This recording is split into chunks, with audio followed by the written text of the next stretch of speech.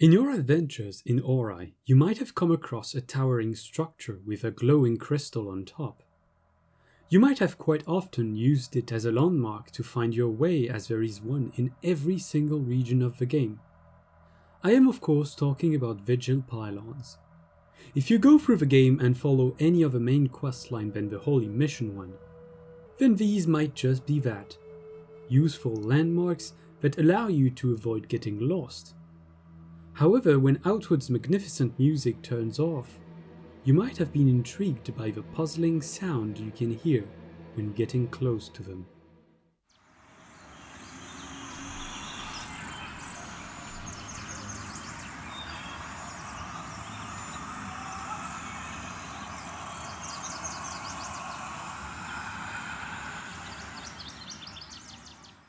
If you look closely at the crystal, you might see a familiar shape, one that might strike you with fear, for that is one of a gigantic shell horror.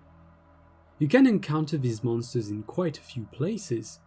They hit hard, move fast, and poison you, which make them formidable adversaries.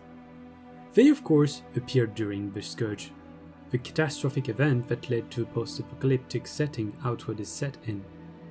Shell horrors did in fact constitute the majority of the monsters that ravaged Ori. The question then becomes, how did these scaled up shell horrors end up trapped in these giant crystals? And why are the pylons screaming?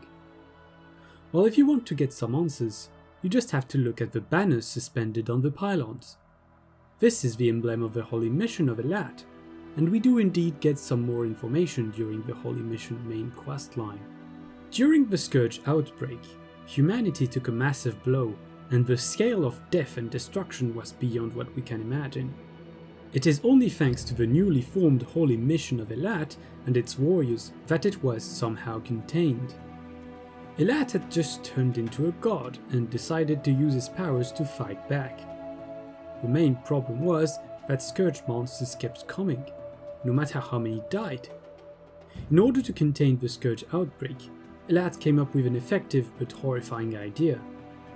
Using rays of light, he imprisoned some Scourge beasts with the warriors who were fighting it in giant crystals. Trapped in this unending prison, the souls of the warriors of Elat are constantly fighting the beast, putting it in endless pain. As the minds of the Scourge beasts are somewhat connected, its pain can be felt by other monsters who are not so far. As such, any son of the Scourge seems repelled by the giant pylons.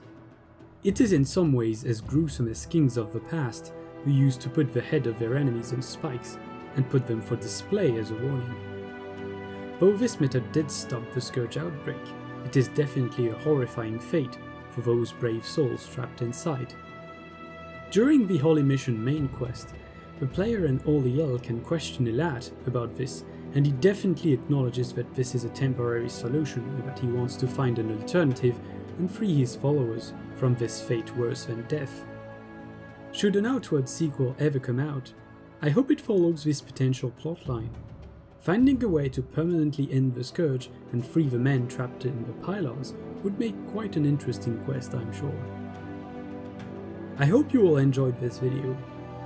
If you found it interesting, do not hesitate to subscribe for more. I'll see you again. Bye.